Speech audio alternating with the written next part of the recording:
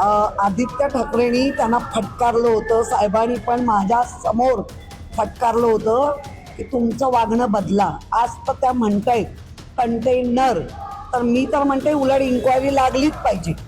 कारण कंटेनर पहिले त्यांच्याकडे जात होते, मग त्यांचं म्हणणं आहे आम्ही पोचवले. पहिले आधी कंटेनर आले कसे ते तुम्ही सिद्ध करून द्या, अशी आमचीही मागणी आहे.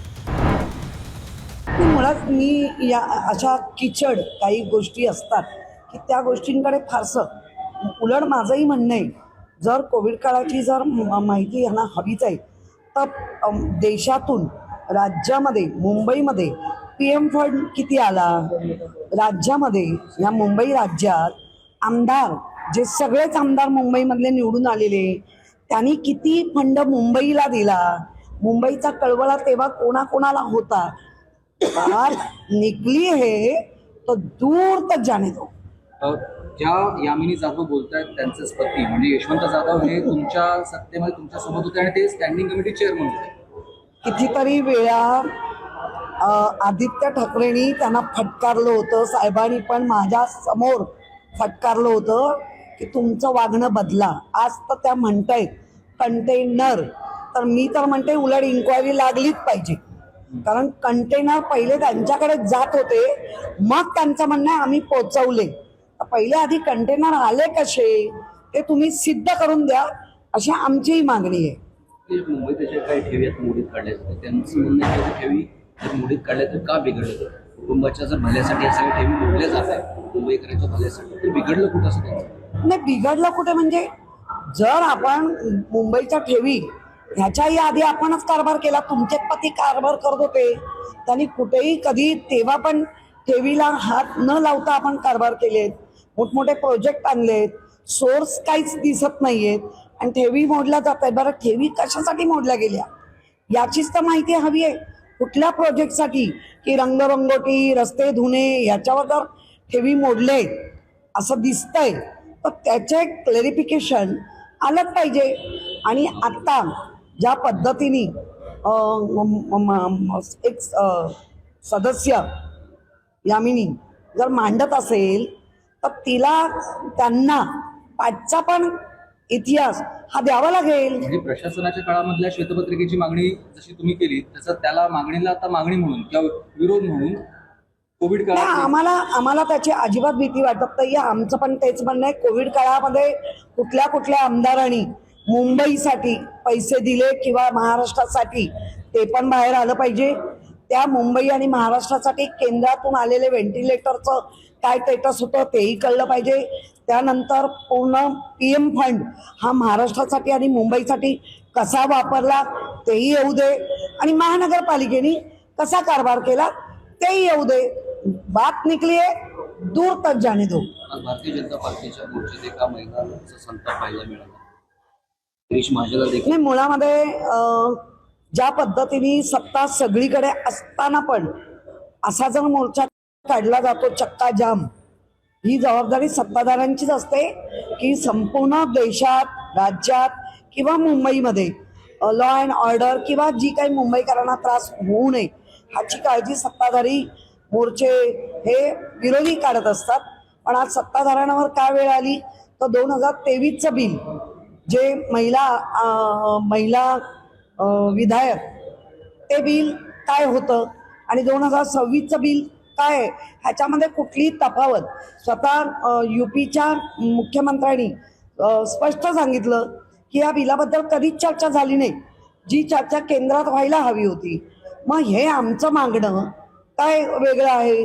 जर आपल्याकडे उत्तर आणि दक्षिण असा देशाचे जर 2 भाग होणार असतील आणि ज्यांनी 1972 पासूनचं केंद्राला फॉलो केलं आणि लोकसंख्या मर्यादित ठेवली आणि ज्या राज्यांमध्ये लोकसंख्या मर्यादित नाही पण ज्या राज्यांनी लोकसंख्या मर्यादित ठेवून विकास यांना जास्त महत्त्व दिलं आणि आपल्या राज्याचा प्रचंड चांगला विकास केला आणि त्या धर्तीवर जर तुमचा डिलिमिटेशन होणार नसेल आणि लोकसंख्येने होणार असेल तर तुम्ही कायमची तरतूद 2 बाजूनी करताय. एक तर पूर्ण देश 2 तुकडे अजून करायचे, जे बांगलादेशाचे झाले, जे पाकिस्तानचे झाले,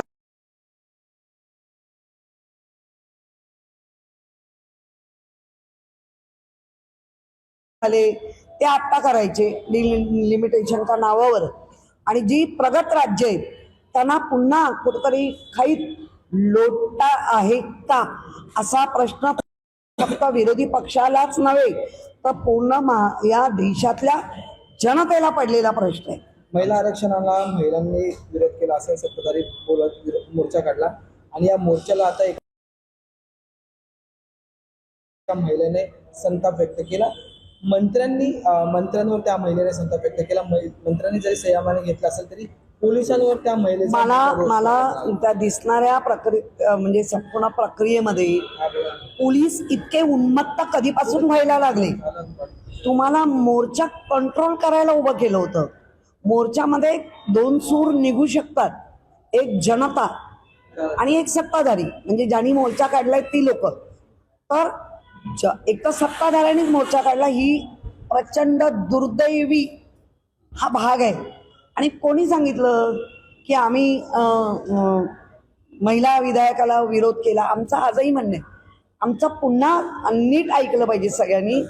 डिलिमिटेशन नक्की व्हायला पाहिजे, पण ते डिलिमिटेशन करताना तुम्ही जर लोकसंख्येचाच आधार घेणार असाल तर पुन्हा या देशाचे दोन तुकडे होणार म्हणजे होणार असं भविष्य दिसतं. मंत्री मंगल प्रभात लोढा यांचं एक पत्र समोर आलेलं आहे. या आधी अनेक नावं बदलण्यात आली मुंबईतली.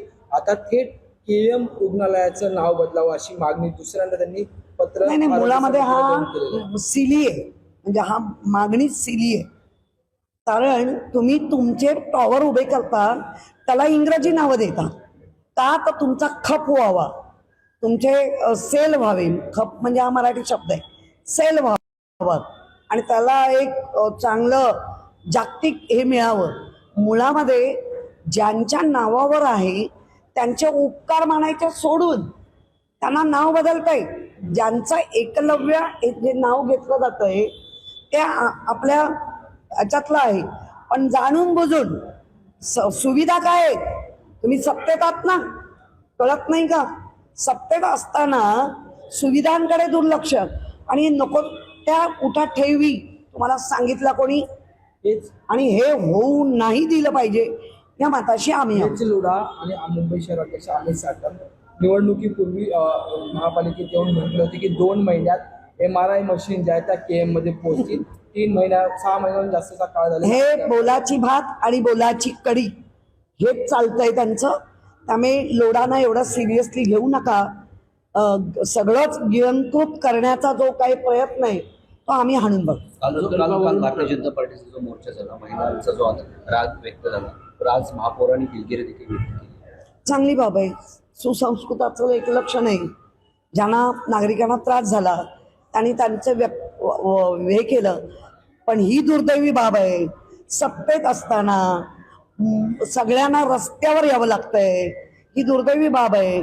आणि त्याच्यामध्ये आणखीन एक गोष्ट दिसली की परवाच्या दिवशी ज्या खुर्चीनी, मी कधीच रंगाला दोष देत नाही, पण तो रंग कशा पद्धतीने वापरतोय, निषेधार्थ म्हणून महापौर जर त्या खुर्चीत निषेधार्थ म्हणून काळी साडी नेसून बसल्या होत्या, तर काल पण तुमचा मोर्चा निषेधार्थ होता, तेव्हा का रंग बदलला? रंग बदलणारे आम्ही नाही. अर्थसंकल्पावरती भाषण सुरू आहे, त्यावरती आता यामिनी जाधव म्हणजे की प्रकल्प राबवले देखील आम्ही, सुरू देखील आम्ही केले. काही जण पोरं जन्माला घालतात आणि अनाथाश्रमामध्ये टाकतात. मी या असल्या भाषणाला कीचड असं म्हणते. आंध्र प्रदेश सरकारने एक महत्त्वाचा निर्णय घेतलेला आहे. खास करून तिथल्या स्थानिक भूमिपुत्रांसाठी, सरकारी नोकऱ्यांमध्ये भूमिपुत्रांसाठी 95% आरक्षण ठेवण्यात आले. मुळामध्ये काही दाखले हे महाराष्ट्र राज्य सरकारने पण घेतले पाहिजे. जर आंध्रामध्ये अशा भूमिका होत असतील तर महाराष्ट्राने तरी का मागे राहावं? आणि मुळात नुसतं बोलून भरपूर बोलतायत, भरपूर सांगतायत, हे इलेक्शनला बोलायचं असतं, हे करायचं असतं, पण ते केलंच पाहिजे, हे काही जरुरी नाही असं आम्ही माननीय सन्माननीय मुख्यमंत्र्यांच्या पण तोंडी वाक्य ऐकलंय. त्यामुळे मला असं वाटतं बोलून हे करण्यापेक्षा कृतीतून महाराष्ट्राला दाखवून द्या की महाराष्ट्राचा जो भूमिपुत्र आहे त्याला, कारण महाराष्ट्राच्या संपूर्ण मुंबई महानगरपालिकेमध्ये जेव्हा भरतीची वेळ येते तेव्हा आपण काही कोटा त्या महाराष्ट्रातल्या मुलांसाठी ठेवलेला आहे आणि महाराष्ट्रातली मुलं मुंबईमध्ये येऊन इंजिनियर वगैरे लागतायत. आणि ती देण ही माझ्या बाळासाहेबांची आहे, ती देण ही माझ्या उद्धवजींची आहे आणि ते केलंय त्यांनी. तसंच महाराष्ट्रामध्ये जे सरकार आता म्हणवतंय की आम्ही लोकांसाठी आहोत, ते लोकांसाठी कार्यवंतित करा आणि त्याला प्रॅक्टिकली वर्क करा असं माझं म्हणणं. आणखी एक मुद्दा होता की 1 तारखेपासून जे आहेत त्या मराठी त्यांना कुणाला येणार नाही, त्यांच्या रिक्षा टॅक्सीचे परवाने रद्द होतील असं प्रताप सरनाईकांनी म्हटलेलं आहे. नाही कुठेतरी आज मनसेने काही रिक्षांवर मला मराठी येतं माझ्या रिक्षात बसा असं अभियान जे ते सुरू केलेलं आहे. नाही काही ठिकाणी सक्तीचं करणं गरजेचं आहे. काही लोक जे आपल्याला तुमच्याच माध्यमातून उन्मत्त उर्मट नाही मी मराठी बोलणार, त्या लोकांसाठी हे बरोबर आहे आणि ते झालंच पाहिजे.